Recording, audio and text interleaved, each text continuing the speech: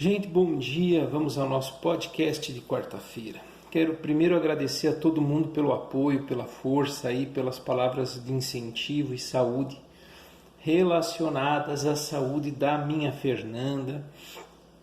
Cara, isso deixa a gente super feliz. Se Deus quiser, na sexta-feira eu posto um vídeo com notícias super positivas, com notícias super legais. Se Deus quiser, até sexta-feira a gente chega a um consenso sobre esse quadro de saúde super positivo. E o legal é assim, né, pessoal? As coisas estão evoluindo super bem e eu tenho certeza absoluta que as coisas vão melhorar. É isso aí. Hoje a gente vai conversar sobre dois assuntos, né? O primeiro deles pode parecer um pouco chato, mas é curioso, né? Não sei se vocês acompanharam aquela nova tragédia que se deu lá no Ceará, em Fortaleza, se eu não me engano, o desabamento de um prédio de 7 andares. Cara, eu não gosto de receber notícias ruins, né? Nos últimos dias, além desse desabamento, eu ouvi falar a respeito de um acidente de uma caminhonete que transportava pessoas atrás e caiu numa pirambeira, né? E não sei quantas pessoas morreram. Esse desabamento, eu tenho plena convicção que acidentes podem acontecer, né? Podem acontecer. Mas eu fico muito preocupado quando esses acidentes têm uma relação direta com a ineficiência, com a falta de habilidade, com a falta de cuidado e com a falta de respeito às regras por parte das pessoas, por erro humano. Isso me deixa um pouco chocado, né? Você transportar trabalhadores, puxa vida, né? na caçamba de uma caminhonete. Com certeza o patrão teria condições de oferecer um meio de transporte melhor, mais apropriado. Mas não, parece que a visão que se tem é a visão do lucro a todo custo. A visão do lucro a todo custo, a visão da exploração a todo custo. E a gente vê isso até mesmo em inventos, né? Nos inventos da humanidade. Eu fico pensando assim, olha a pequena diferença de tempo entre a invenção da aviação, lá por Santos Dumont, e o início dos voos comerciais. Parece que quando é do interesse do ser humano, não importa muito a segurança, embora a aviação seja, o avião seja um meio de transporte extremamente seguro, né, pelo que a gente ouve dizer. Mas olha a pequena diferença de tempo entre uma coisa e outra. Parece que quando é do interesse comercial não importa, a gente passa por cima de qualquer regrinha que possa existir. Olha a situação da edificação, parece que houve sim problemas na construção, parece que não se tratou de uma explosão ou de algum outro evento que pudesse ter causado o desabamento lá no Ceará. Parece que desabou em razão de problemas, né, na estrutura, tal e coisa, à época da construção.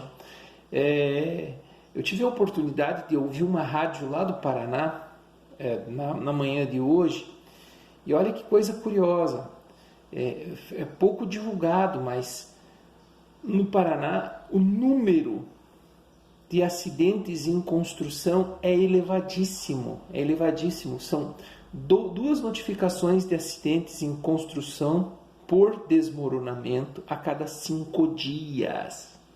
2 acidentes a cada 5 dias por desmoronamento. Há poucos dias, no norte do estado do Paraná, o desabamento da laje do 5º andar de uma universidade, um centro universitário que estava sendo construído, acabou matando uma aluna.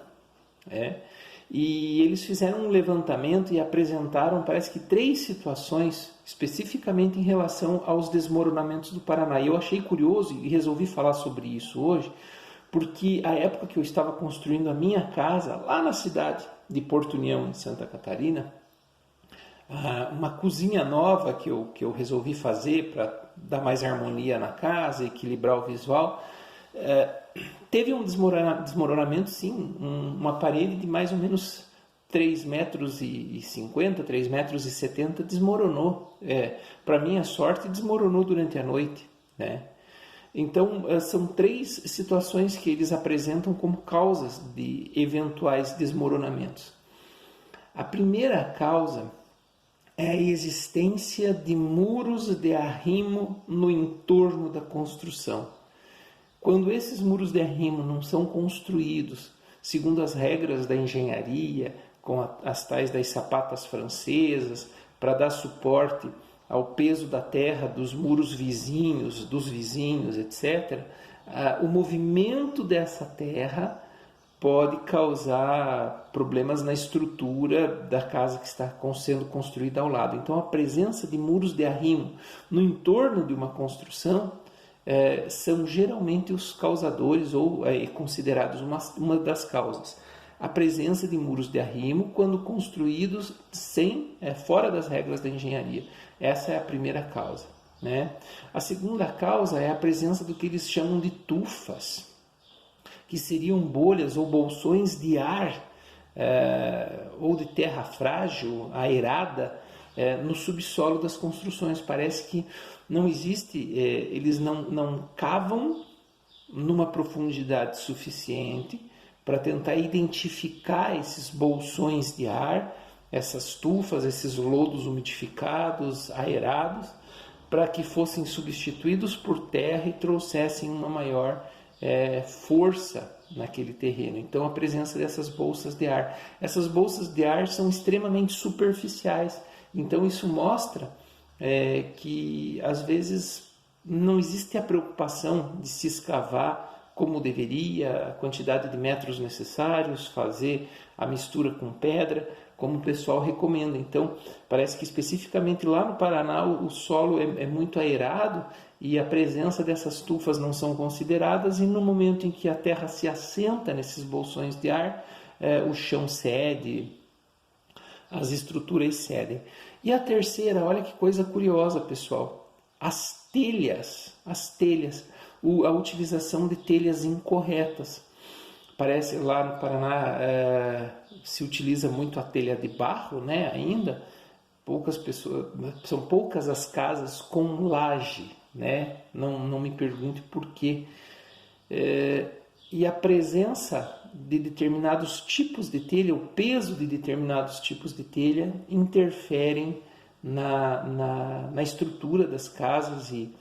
E aí existe uma discussão grande, né, entre aquilo que são conhecimentos do engenheiro, conhecimentos do pedreiro, conhecimentos do mestre de obras, que precisam se unir ali nesse processo. Então, olha que curioso, presença de bolsas de ar. Número 2, questão da presença de muros de arrimo no entorno do imóvel e o peso das telhas utilizadas. Curiosíssimo isso, né?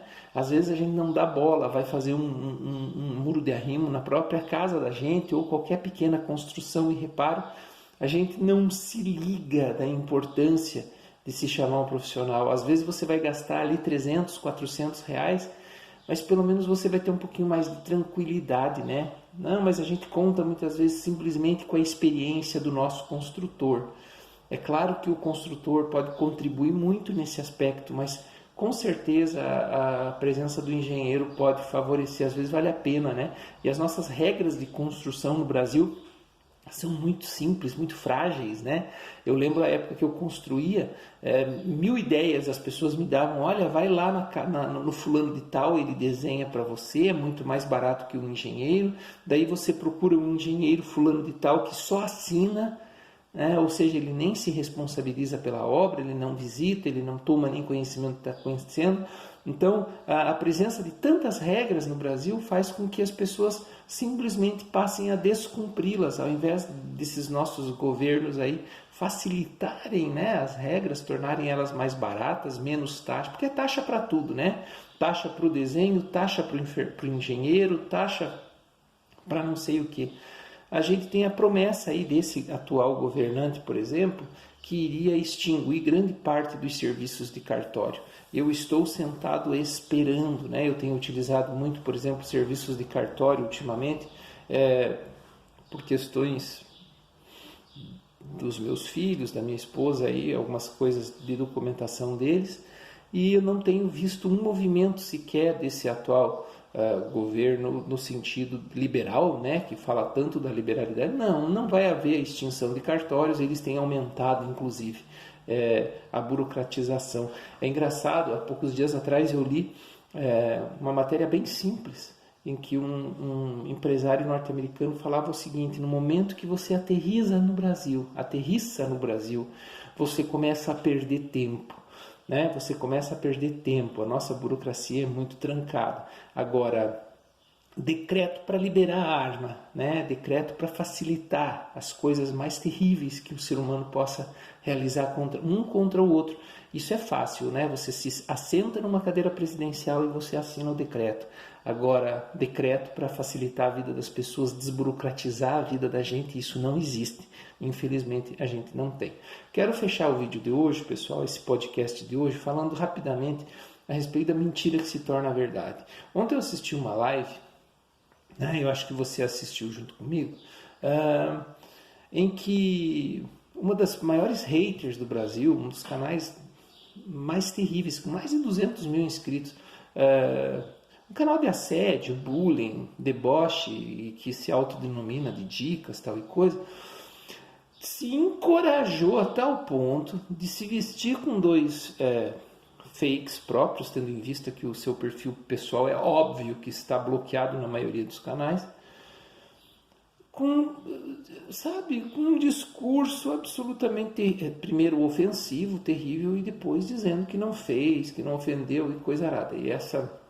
E esse hater, essa personagem, grava áudios ofensivos, faz lives de ataque, é realmente um pânico em relação a esse YouTube, né? E a minha pergunta hoje, pessoal, é o seguinte: quando a mentira se torna verdade? Será que de tanto se repetir, uma mentira, ela se torna verdade? Será que alguém ainda acredita em mentiras? Será? E aí eu fiquei pensando, pessoal, em quais são eventualmente as mentiras que a gente conta e acabam se tornando verdades. Uma inscrita do meu canal comentou em um vídeo mais ou menos antigo, eu não me lembro o nome dessa inscrita, mas ela vai ouvir e vai saber. Ela vai dizer assim: puxa vida, Daniel, tem gente que fundamenta o seu conteúdo num discurso de combate, de superação, né, num discurso no sentido de, olha, eu vou lutar em prol dos meus direitos, vou lutar em prol disso, daquilo, daquele outro. E de repente, a gente ouve aquela musiquinha, né? Ou seja, puxa vida, e a gente vai dando credibilidade para essas coisas.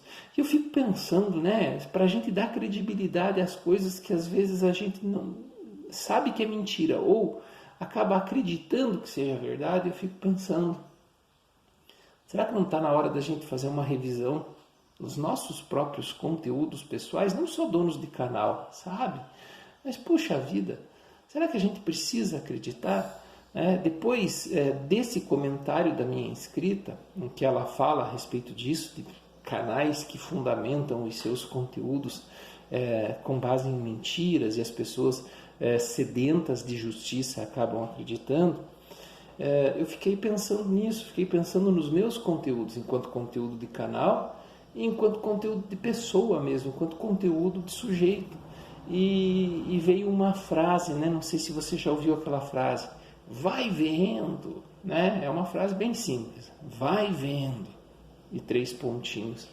Cara, esse vai vendo para mim foi top, né? No sentido de, poxa vida, a partir de agora, tudo aquilo que eu escutar, eu vou dizer na minha cabeça, tá bom, vai vendo, né? E quando as coisas se realmente se estabelecerem, aí sim a gente bate palma.